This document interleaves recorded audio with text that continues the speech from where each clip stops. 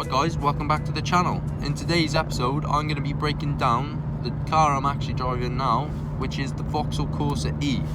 I bought this car from Copart in 2019. I think it was July 2019 from Copart Sandy. And I bought this car, which it was my first project. And I've been struggling to make this video because I added up what I've spent on this car a couple of weeks ago. It took me a while to sort of get myself to film this video because the profit margin is very, very little, and I'll explain to you throughout the video why the profit margin is so low. But it comes down to it being my first project. I think you're gonna make your mistakes. But yeah, as I was saying, I'm driving at the moment. I wanted to make a different sort of style video. Last price breakdown for the Mini, I had my brother record me, and I thought it was quite fun to make, to be fair. But without further ado, I'm gonna start talking you through different prices and just the breakdown of my first build, really. So yeah, a bit better. I can actually concentrate on sort of what I'm doing. So, like I was saying, front slam panel support and front upper support panel. One came in 45, one came in 28. Passenger slam panel bracket, 72 quid.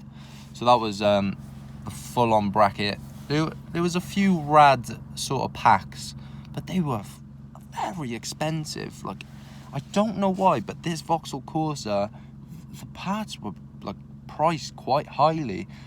When I was sourcing for my Mini parts, I thought, fair play, it was cheap. I think it was cheaper to rebuild my Mini, like it was in general. The parts were cheaper. I don't know whether it was just the parts for the Vauxhall Corsa E were a bit more scarce. I'm not sure what the case was, but it was mad. But front scuttle panel, £30. Obviously I had to repair that one, but it's come out all right. Battery bracket, I also retrofitted that. That was sort of fixed. That was 20 quid. Engine wiring loom, I actually used that full wiring loom. That was actually quite interesting because I had to unplug everything in the engine bay.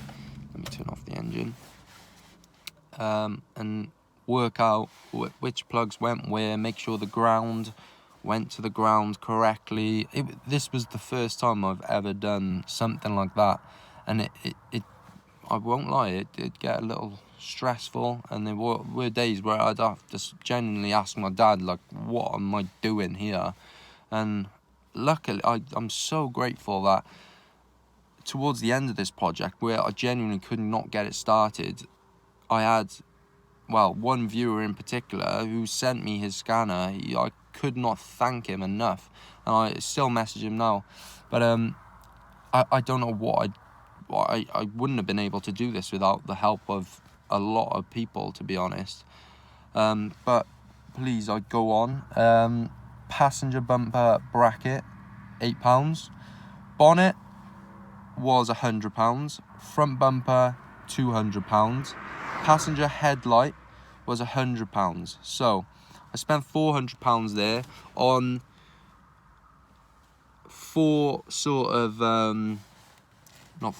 three items, which sort of brought the car back to life. Those were the three damaged parts from the crash on the outside, the exterior sort of things. So once you put those parts back on the car, and yeah, they were in the right colour as well, which was ideal. The bumper, it wasn't the limited edition bumper. I had to fit the skirts on the bottom myself and spray them, if you remember that video, if you've been following the whole thing. So I went up to Birmingham in my sister's Hyundai i10. That was an interesting one. I got the bonnet, the bumper, the headlight, all in a Hyundai i10. And I had to strip the front seat out. Honestly, I have been very resourceful for this build, and it's such a shame I'm not making any profit on it, because it really did take a lot of thinking to put this back together and put it back on the road. But yeah, that was an interesting day. It was very hot, I remember. But yeah, I think those were the only things I had off Facebook. What else have we got? We've got radiator, £38. I believe I got that from a Motor Factors in Barry, a local one. My uncle actually works for a Motor Factors, so I can get parts quite quickly and an alright deal. I'd rather the money go to a local Motor Factors than Halfords or Euros or something like that. But I do use everyone as best as I can. So yeah, I got the radiator for £38. Bonnet hinges, that was the interesting one, £17. But I couldn't find any Vauxhall Corsa E ones. So what I found was a Vauxhall Corsa D used the exact same hinges because they were bent in the crash. They used the exact same hinges. So I just used the hinges. And I think that's quite true with a lot of models of cars. They just go through the parts bin, and it's cheaper just to produce the same hinges for the same sort of the same cars. And like they'll use the same trims, the same different computers, crash sensors, you name it. If you do your research, you can save yourself a lot of money on it just being the newer, like for the Vauxhall Corsa E. Oh, that's what it was. It was the Vauxhall Corsa E hinges were like £30-40 just because they were Corsa E, but the D were the exact same. So I saved myself a couple of quid there. Passenger wing, £53. So I had big problems with that wing. I ordered it off eBay from the same guy twice. First one came bent. It was literally concave like that. It was curled. Like there's no way I'm saving that. Second one came kinked and bent, rusted on the corners. So I'm having a nightmare. Luckily, third time lucky, I got my money back. Which saved money on the project. And that came nice and primed. It was good quality. It's nice. And the paint cost 40 quid for that. So my friend from work, he's been my guy. He's actually been looking out for me, spraying the panels that I need. He sprayed the bonnet for the Mini and the front bumper.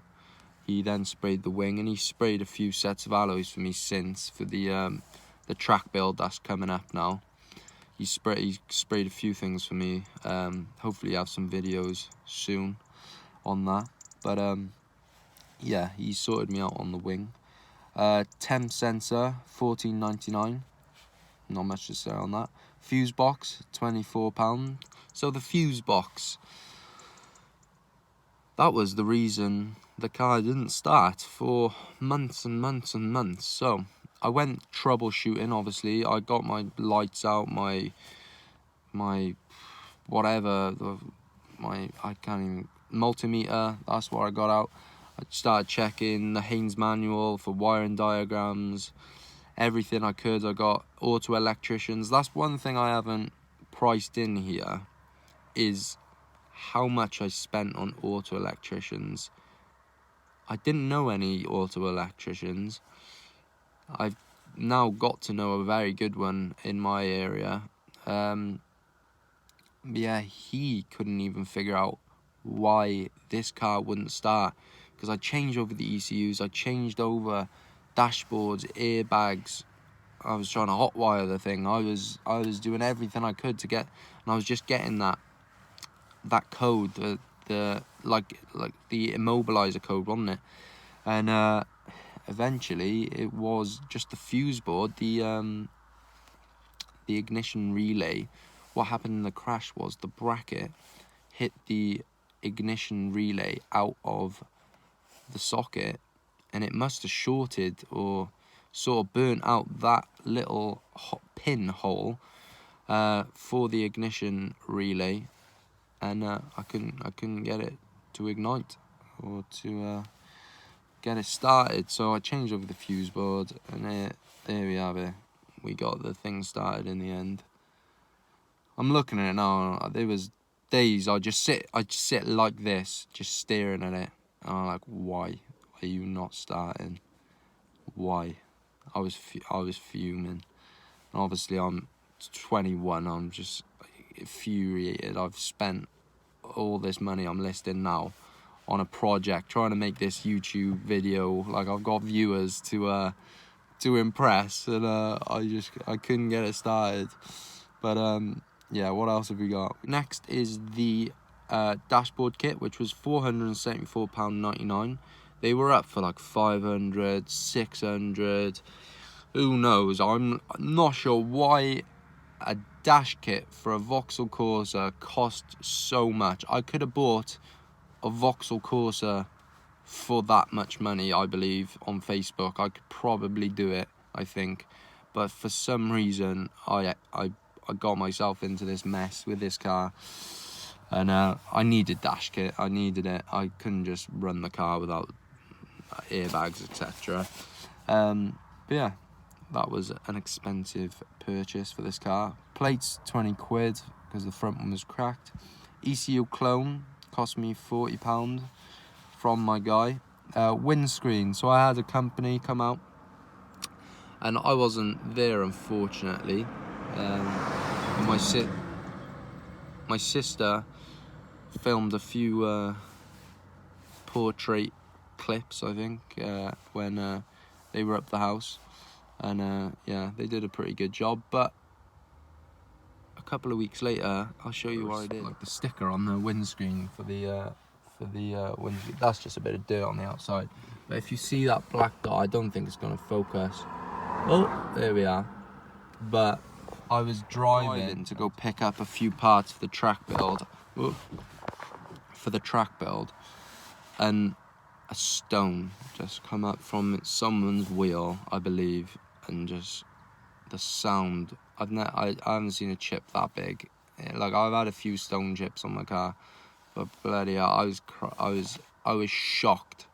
I stopped breathing for 10 seconds. I did not know how my luck ended up like that. 180 quid a couple of weeks ago, and my windscreen is already chipped. I think I can get it done on my excess, on my insurance, but I was livid. Anyway, next one on the list was TPMS sensors. So this wasn't really in the rebuild process, but basically I bought the car, and the previous owner, he had these aluminium caps on the valves, and they completely welded to the valve. I took it down the tyre centre, and they said, look, it's for us to like sort of order you the parts, we have to order it all in one sort of thing. 125 quid for a full set of TPMS valves and sensors.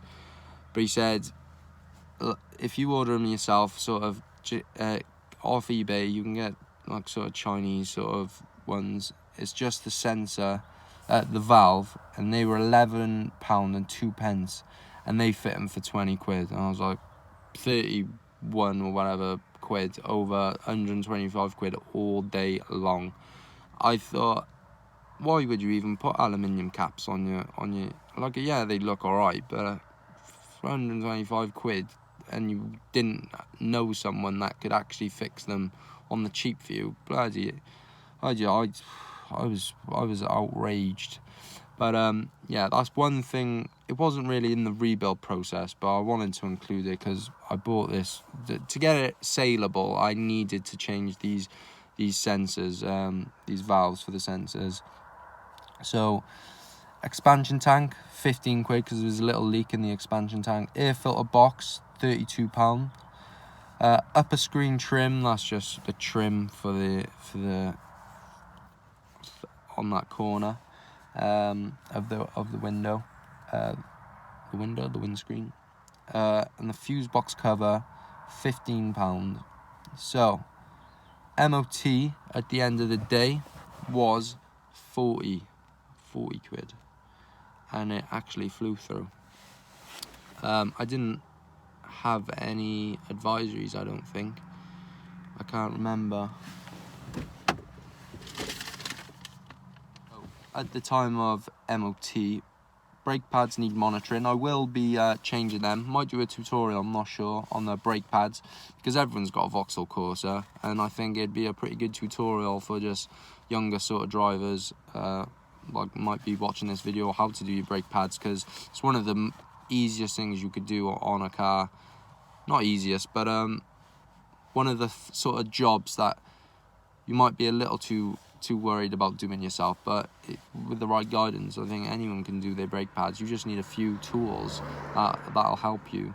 But yeah, I might do a tutorial. But it says MacPherson strut, pin or bush worn but not resulting in excessive movement, offside front upper. Couldn't tell you what that is, but I'm guessing it's something to do with suspension. TPMS on, not indicating fault. So that was why I got the TPMS sensor done. So yeah, I'm gonna do a final total for all this, and I'll let you know how badly we did or how well we did. So I've got a price here of what I've just added up. What I've got is £3,367. That is everything I've spent up until this point. Now, it got very, very dark then.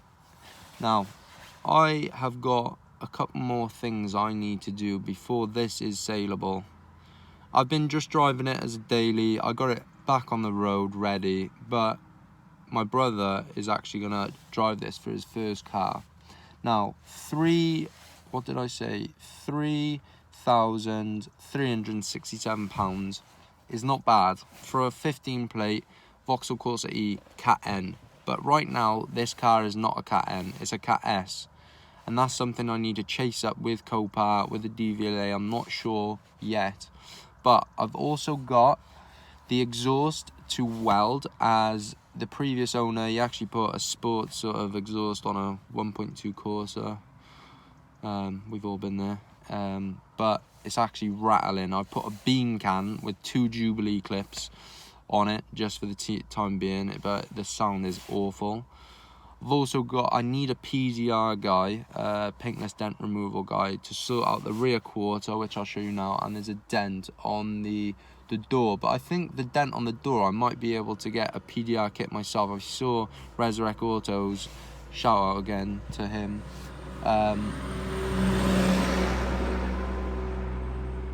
to try and get that dent out myself. I may give the other one a go as well, but I'll show you now, and if you're watching this, mate, let me know if it's doable. There's a little wave in the quarter panel, but I think I can buff out the sort of marks there. And I just worry that it's double skinned here, so you can't get anything behind. But it's just that sort of body line there that I feel like may take an extra bit of skill to get out. But yeah, that's the wave in the quarter car, and realised it's quite nice around here. I live in quite a nice area. Yeah, that's Bridgend. I live down the road. Here, it's kind of a double sort of dent, so I'll try and put out, we've got a crease there, which I think I could probably get out with a kit like Resurrect Auto's got. And I think the crease comes under this line here as well, just ever so slightly, but with the white car, it's quite hard to tell. But yeah, I don't know what that's from, but it's left no sort of mark.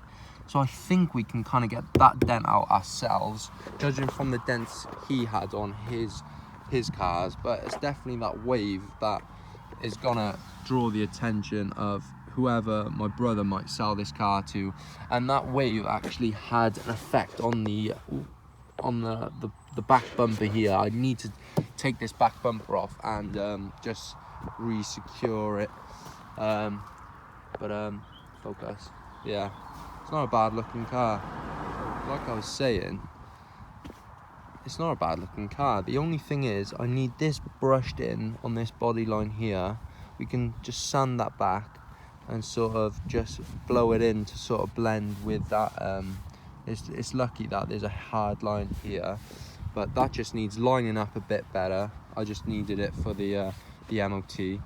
The alloys, They have seen better days. Obviously with this wave, I'm not sure what did it, but I think they scuffed the alloy with that sort of fight with a wall or whatever they had, and this alloy is the worst there, so I may need them to sort of sprayed, and I might touch up the other two.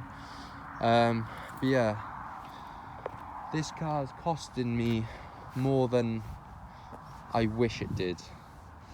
But I think that's the thumbnail there, to be honest. This may be the last video I actually make on the Vauxhall Corsa E. I might do a brake tutorial on how to do the pads and the discs, because a few people actually like me doing the Mini Cooper S discs and pads all around.